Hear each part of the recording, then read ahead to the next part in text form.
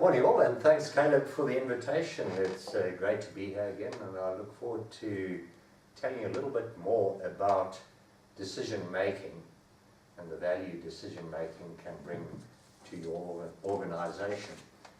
Now, you may have heard this one before. A picture in a lake, there's a log, and on the log there are 13 frogs, and one of them decides it's going to jump into the lake. The question is, how many frogs are left on the log? And the answer is, of course, 13. 13 indeed. Now, have you heard that before? Mm-hmm. You have. So that's the value of experience. You're 100% correct. And the reason is that, of course, that frog had simply decided to jump in. It hadn't actually implemented its decision. So decision making is all around making decisions and, importantly, implementing them too. Apparently, there are various statistics on this, but apparently we make up to 35,000 conscious and subconscious decisions per day. Now that's quite mind-boggling, but irrespective of whether the number is 35,000 or not, we're certainly making a lot. And therefore improving your decision making is certainly going to add value. And that's where John Maxwell, he's a leadership guru, he came up with this quote, life is a matter of choices, and every choice you make makes you.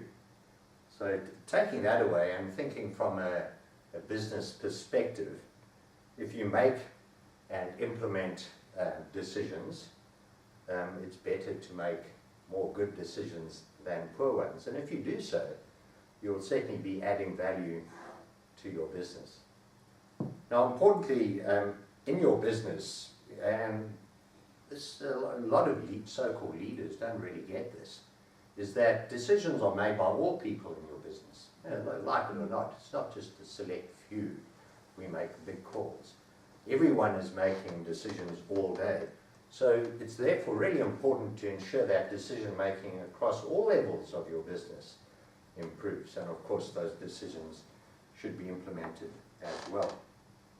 Now, I've put on the table here, you've got my business card there, and before I move on, I'd like to just do a little exercise. Now, there are 4 of us in the room here, and let's just imagine that all 4 of us have undertaken an advanced driver's training course. This course has been over 3 or 4 weeks. We've all done really well, and we've all sat a test, and we've all passed. All 4 of us have passed. We've all been really good, but now what I'm going to ask you to do is just to rank yourself, position 1, 2, 3, or 4, as to where you think you would have finished in the class. And if you can just write that on the back of the business card there, in the middle of the little gold circle, just write a number. 1, 2, 3, or 4. And I'll also do this as well. And once you've done that, if you can just hand me the card. You'll get it back, by the way. Thank you very much. Thanks. Thank you. Right, I'll pop that aside. Now there's a reason I did that. Now I didn't want to frame my question and therefore influence your answers. So we've been talking about decision making, and you'll notice on the bottom of my business card there, it says the value of an organization is the sum of the decisions it makes and implements. So of course the question then comes is, well, how do we improve decision making? Now, to improve decision making, there are 2 key things one just needs to understand, and look at it from the perspective of what are the 2 key contributors to poor decision making. And those 2 key contributors are inadequate motivation on the one hand, and then the other aspect is what is known as cognitive biases. Now, cognitive biases are things that allow us to get through the day and making all those 35,000 decisions or so that we make each day. They kind of the mental shortcuts that we have that assist us to digest all these decisions. And I'll come back to biases a little bit later, but let me first focus on the first aspect I spoke about, which is the motivation aspect. Now, according to Daniel Pink, you may have heard of Daniel Pink, and if not, well worth doing a Google and reading up on what he has to say. But Daniel Pink mentions 3 key elements of motivation, and all 3 of them work together. And but before I do that, perhaps you can again, and I'll ask you to write on the back of the card as well. Sorry, who was the 1? There was a 1, there was a 2, there we go, and that must be a 3. You can write just on the card 3 words. It doesn't have to be 3, but no more than 3 words that are the essence of motivation, thinking from the perspective of the people that you lead. So thinking about those people, what are think of 3 words, aspects of motivation, and thinking about the people that you lead. So are you looking at our motivation? No, their motivation. The people that you lead. What motivates them? The people that you lead. What motivates them? Or what motivates others? That's another way of putting it. Yeah, just 3 words. And when you're done, just give me a nod. Okay, good stuff. Thanks, Caleb. And Marlon, you're done. That's fantastic. I'll get yours back. Thank you very much, Caleb. There we go. That's great. And we'll come back to those as well in due course. Now, Daniel Pink's 3 key motivators are, in the first instance, purpose, and then mastery, and then autonomy. Now, all 3 are important, but let me focus first on purpose. And I'm just doing it in this order, but don't think for a minute that it's an order of importance. They all work together. So purpose is the answer, why do you do what you do, and how is that important to your customers? So why do you do what you do, and how is that important to your customers? And Marlon, probably, the way he explains this is probably the best I've actually ever heard in his business, and we'll hear more about it. But as far as I'm concerned, Marlon has really nutted that, and that's absolutely fantastic. So that purpose is beautifully spelled out, and we'll hear more about Marlon's purpose, I guess, a little bit later. And where that comes from is Simon Sinek talks about what he says, he focuses on why, and if you've heard of Simon Sinek, he has the 3 concentric circles, and if I can just move to that, actually zip to this, you see my logo there, the concentric circles there, the why certainly starts in the middle. It's why, how, what. And it's no accident that's what my logo looks like. So to put in context the why as well, there's the famous story of there's a person down in a hole digging away, and the person looks in from the top and says, what are you doing? And the guy digging at the bottom says, I'm digging the foundations to a cathedral.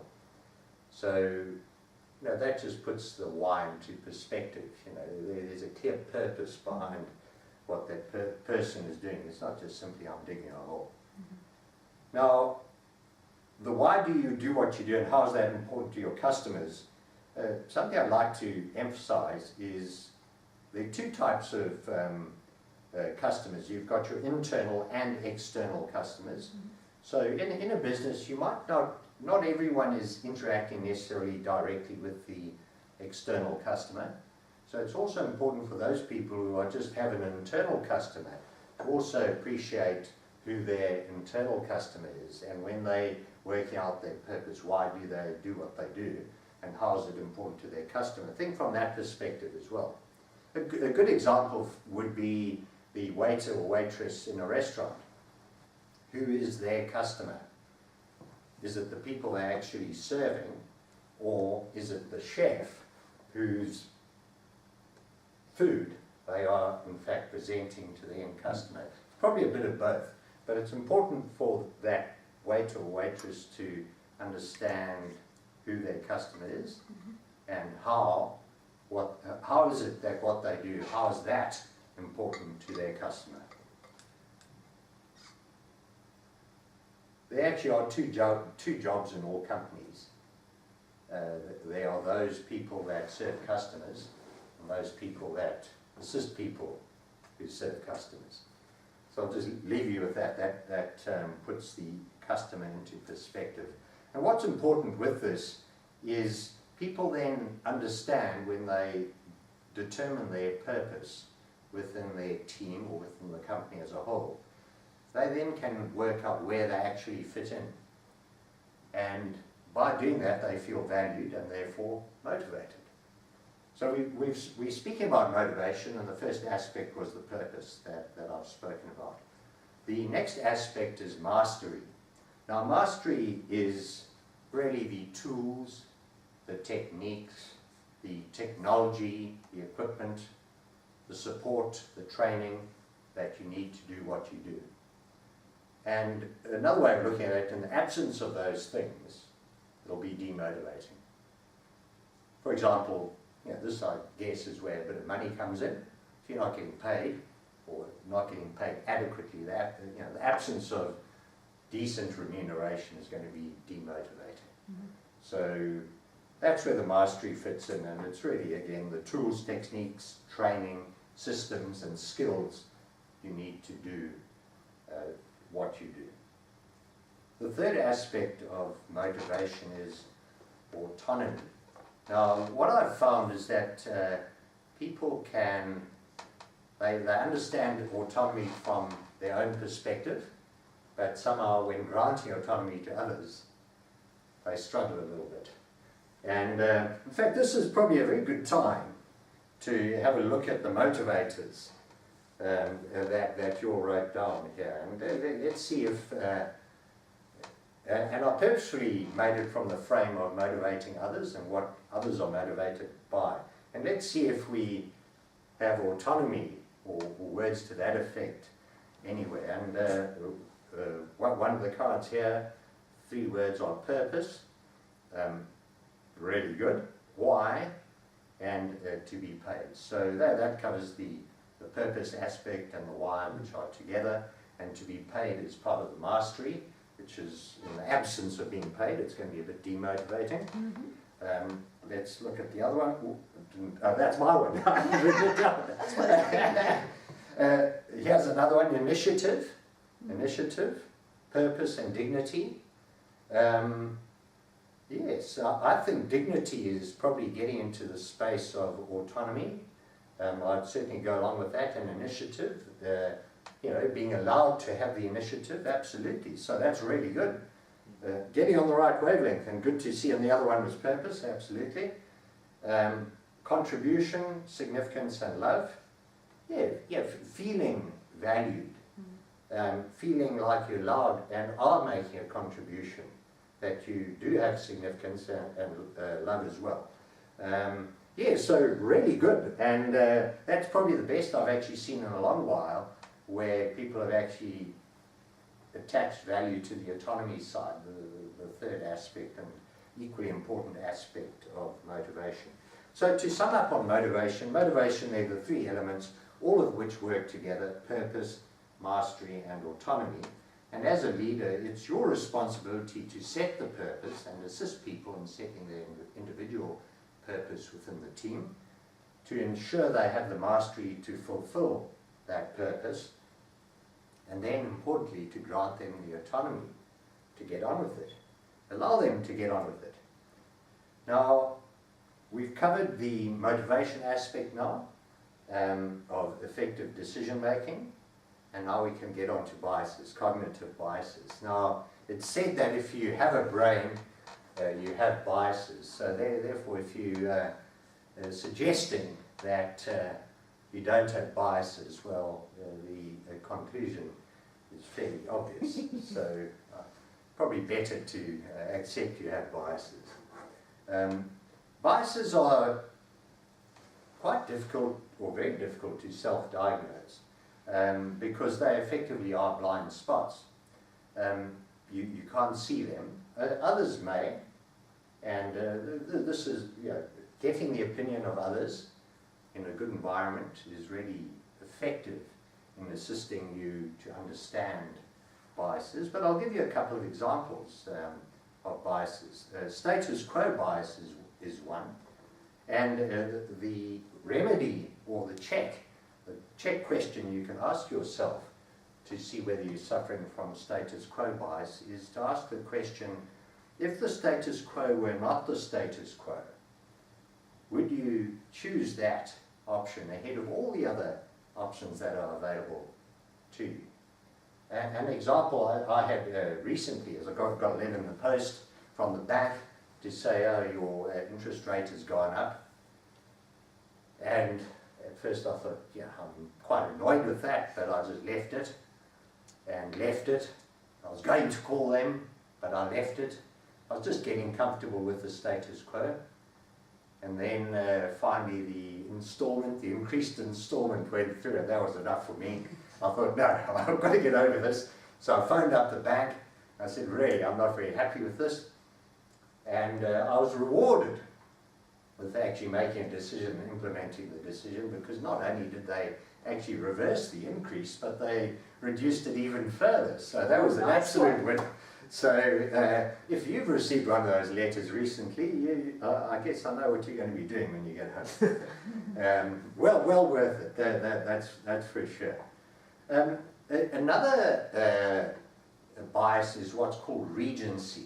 Now regent is the king or the queen.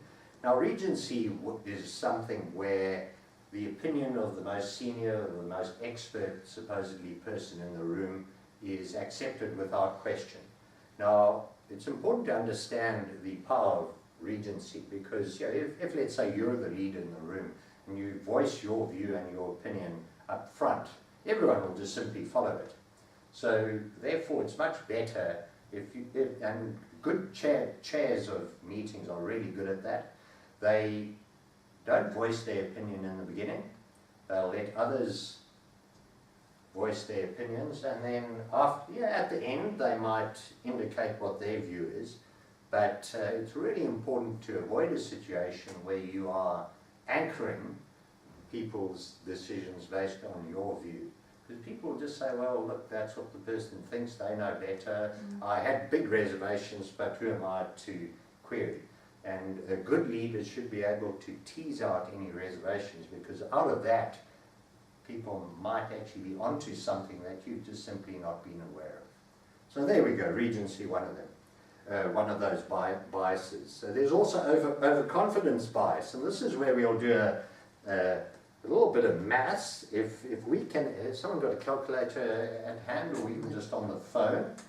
Not tricky to work out. If we can just add up 4 numbers, 1 plus 2 plus 3 and plus 2.5. now, and if you can divide that by 4. 2 and a bit. 2.125. 2.125. So why I'm the 2.5, and the reason for that is that 2.5 is the middle of the pack, because with only 4 people say, well, 2 is the middle of the pack, but that can't be, because if you're in position 2, there's only 1 ahead of you and 2 behind. So 2.5 is the middle. So as not to influence the result, I was the 2.5. But what it's showing is that collectively this room has a slight overconfidence bias. Accepted there are only 4 people, but we are slightly overconfident, because of course it's impossible for everyone. On average it should be 2.5. So we're slightly more confident. No one thought they'd come 4th, you see. And that's the overconfidence bias, which is a good thing. And human nature is such that overconfidence is a great thing. So to close off, improving motivation and having the ability to recognize our biases will contribute towards more effective decision making. And that is why I've come to the conclusion that the value of an organization is the sum of the decisions it makes. And from a personal perspective, I'd like you to ask yourselves if your value is the sum of the decisions you make and implement. Thank you.